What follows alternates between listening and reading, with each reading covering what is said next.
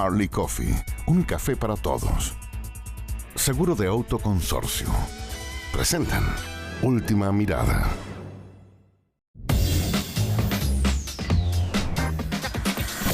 El libro, un libro muy interesante que se llama Herencia, los orígenes evolutivos del mundo moderno, de Harvey Whitehouse, de la colección Debate.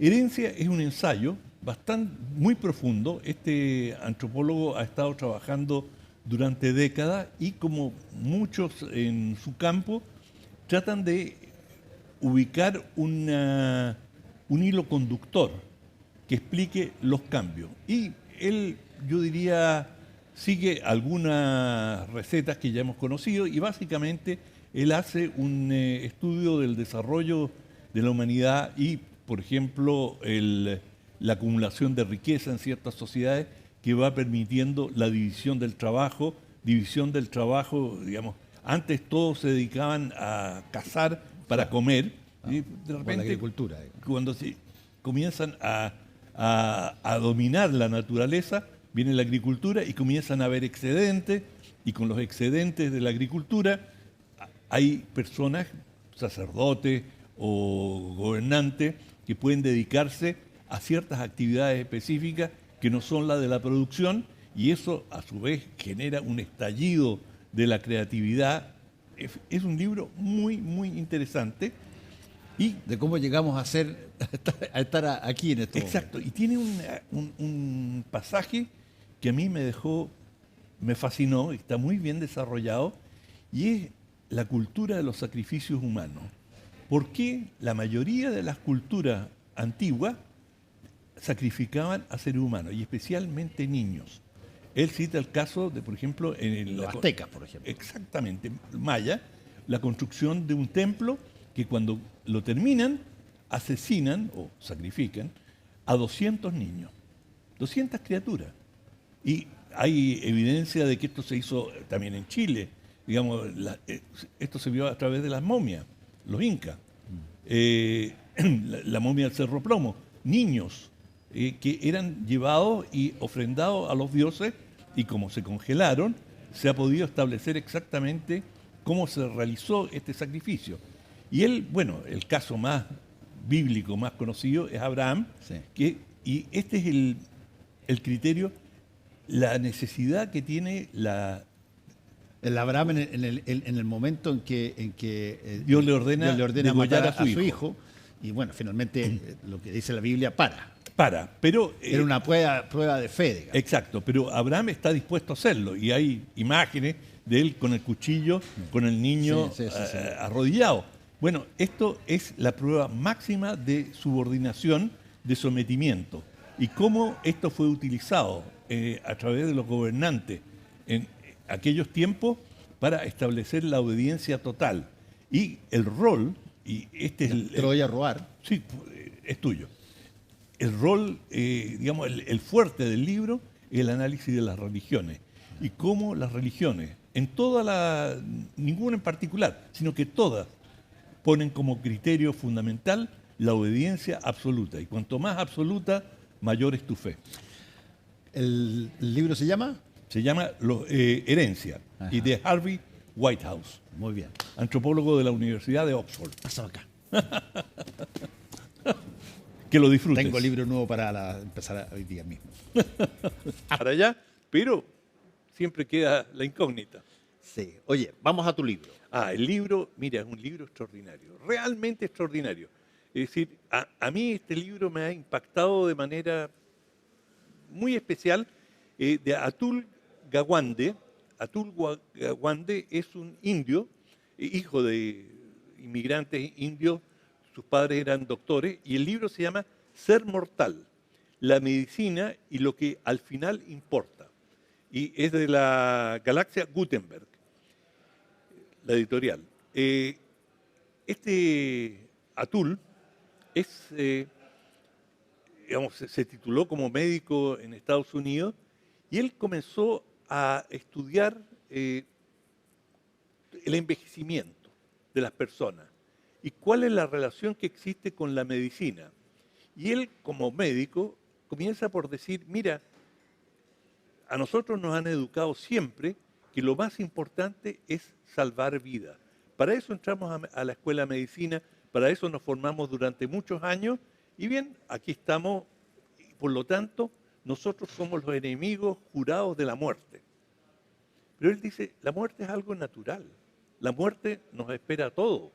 Y hemos tomado, la medicina ha tomado una actitud errónea a juicio de él, y muy bien fundamentado, que hay que aceptar que la edad, el cuerpo se consume y que hay que aceptarlo con naturalidad y no combatirlo como algo que vamos a evitar, porque al final no lo vas a evitar. Y, digamos, si ahora la medicina, digamos, incluso pública, privada, ha mejorado, existen los cuidados paliativos, es decir, cuando ya no hay esperanza de una solución, digamos, quirúrgica o directamente con medicina, bueno, ¿cómo hacemos que la muerte sea más dulce, más tranquila? Gran tema a medida que estamos acercándonos a esa edad donde ya las cosas empiezan a parecernos distintas. Sí, pero él, por ejemplo, yo te digo, este libro es extraordinario. Por ejemplo, él dice, la actitud frente a la muerte es cultural, ha cambiado completamente. Por ejemplo, y él da un ejemplo muy concreto, dice, en el siglo XIX y comienzo del siglo XX, y muchos, especialmente en ciertas culturas, en Asia, la edad era un factor de prestigio. Claro. Mientras más edad tenía, más respeto, el respeto a los sabios, respeto a las canas. Sí. Ahí estamos. Bueno, eso, él dice, ha cambiado. Hoy día la gente cuando le preguntan cuántos años tiene, no se ponen de más, se restan, tienen menos. Mira tú lo que significó la idea de morir por la patria para los kamikazes japoneses. Los kamikazes japoneses tiraban el avión y sabían que se mataban, pero encontraban de que había un bien mayor. Claro, o sea, que la actitud ante la muerte es cultural. Sí, cultural. Lo que uno diría, no, pero es biológico, es decir, todo el mundo le tiene miedo. No, hay culturas que lo aceptan. Bueno, si vas más lejos, en el hinduismo hay sacerdotes que lo único que hacen en el hinduismo prepararse para la muerte y morir, como creen en la reencarnación, es como tú mueres, es como te reencarnas. Y si mueres agitado, con miedo, con rabia, porque sientes que en tu vida no lograste cierto objetivo, eso te va a repercutir en la reencarnación. Este es un libro realmente de primera, extraordinario, bien escrito, claro, ameno, sin ninguna pomposidad, realmente una joya. Top. A este capítulo. El capítulo, los libros de todos los jueves, este libro, Fracturados, de cuentos, 11 cuentos de Odette Mañé, de la editorial Foria. Bueno, está muy chiquitito. Este libro es un libro muy interesante. El título nos dice volúmenes, porque son 11 historias, 11 cuentos de personas que vieron sus vidas interrumpidas, fracturadas, a raíz de episodios, situaciones, todas en el campo de los derechos humanos. Algunas muy dramáticas y están muy bien narradas por Odette Mañé, que es periodista y diplomática, tuvo varios cargos, embajadora internacional, de manera que en estos cuentos ella plasma gente que probablemente ella conoció, pero que son historias, algunas de ellas muy desgarradoras, y otras que son de personas que resultaron, es desgarradora de otra manera, no porque enfrentaron la represión directa, sino que fueron las víctimas de la desadaptación, de haber tenido el problema del exilio, que no encontraron su lugar en el mundo y sus vidas resultaron exactamente lo que el título del libro, fracturada. Y son 11 historias en un género que es muy complejo. El cuento corto es una de las formas literarias más difíciles. O sea, solamente muy buenos escritores se atreven a enfrentarlo, porque tú tienes que conseguir muchas cosas en muy pocas líneas. Claro. en el periodismo decimos, escribo largo porque no tengo tiempo para escribir corto. Es decir, escribir corto, conciso, es muy, muy difícil. Es un arte que cuesta controlar y bueno, Odette Mañé ha aceptado este desafío y escribe estos 11 cuentos cortos que realmente son cortos. Es decir, cuando digo cortos son 4 o 5 páginas. Sí, pues, cada tú uno. ves que el libro es delgadito. Exacto. Fracturado, 11 cuentos de Odette Mañé. Oye, una cosa, el género del cuento, nosotros aprendimos en Chile, ¿dónde se aprende cuentos? Se aprende en el colegio, cuando te empiezan a enseñar de los grandes cuentistas nuestros que tuvimos en Los algún momento cuentacuentos. dado. Claro, los cuentacuentos y una serie de otras personas. Pero los cuentos tienen una característica bien interesante, es que se quedan fijos algunos cuentos en tu En la memoria. memoria, pero mucho más que una novela, mucho más que un libro más amplio, qué sé yo. El cuento corto, sobre todo, te empuja a que tú te fijes en lo que se está diciendo. Exacto, porque es un episodio. Claro. Entonces, digamos, ese episodio y cómo la persona reaccionó o cómo se desarrolló ese episodio es muy conciso y claro, si está bien contado, el cuentista que yo he leído que más me ha impresionado es Maupassant, este gran cuentista francés. Claro, es decir, yo puedo recordar la mayoría de sus cuentos y son episodios muy concretos.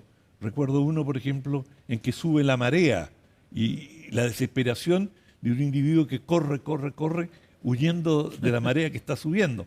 Bueno, y eso lo leí cuando... A propósito de los anuncios de tsunami que eventualmente...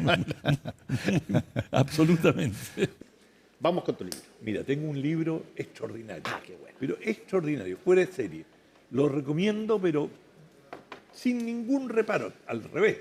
Es decir, a los que ¿Te lo les vas a interesa- te lo vas a poder robar o no? No, no vas a poder. No vas a poder robar. Lo siento. Es de David Grant y se llama Los náufragos del Wager, de Random House.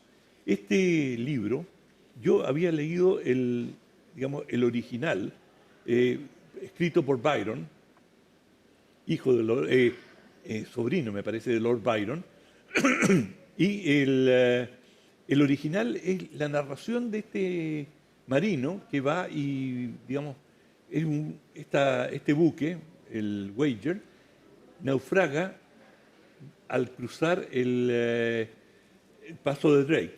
Un poco más allá, naufraga y sobrevive la tripulación. Y esta es la historia, El rescate. bueno, es la historia entera de cómo llegan al paso de Drake, cómo el naufragio y cómo sobreviven.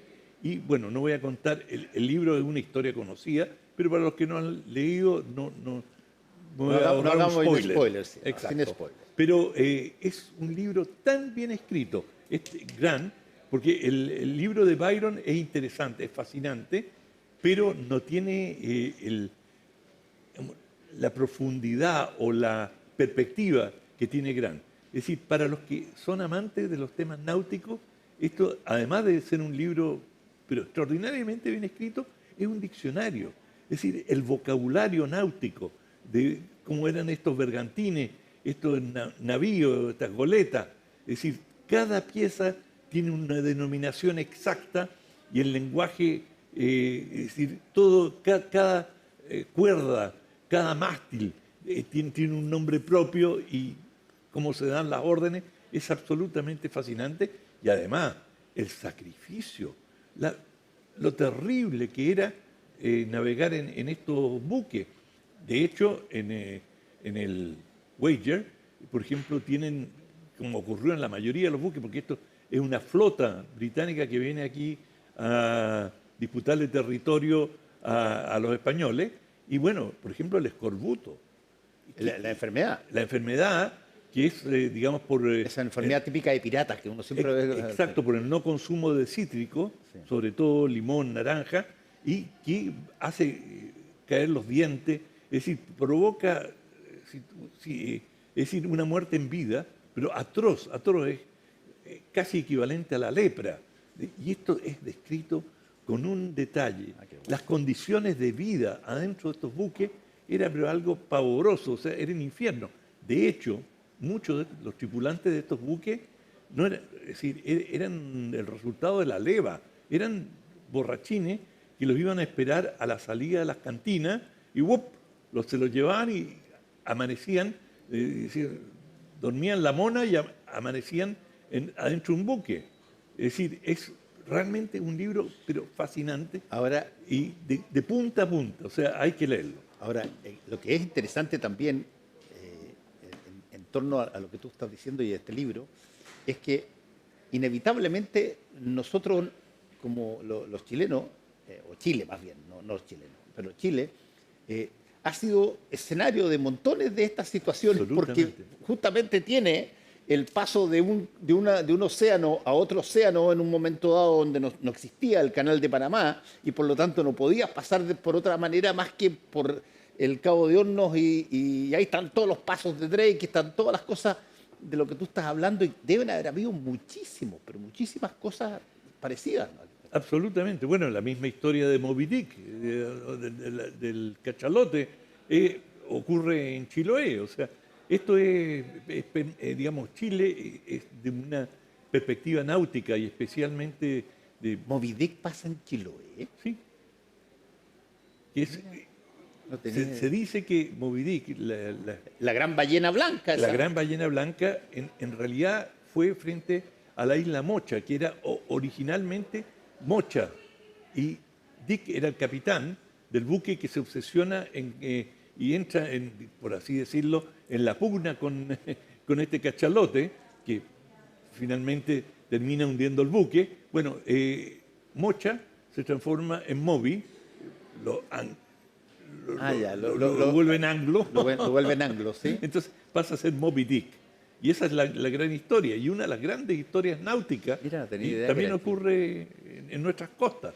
No, Chile tiene una gran proyección náutica, eso es obvio, pero digamos está muy presente en grandes historias navales. Por eso yo te digo, si hubo algo... Hay otra gran historia, el motín del Bounty. Pitcairn es la isla de Isla de Pascua. Si tú navegas derecho hacia el Pacífico, la próxima parada es Pitcairn, que fue donde se refugiaron los amotinados del Bounty. También. Otra gran película.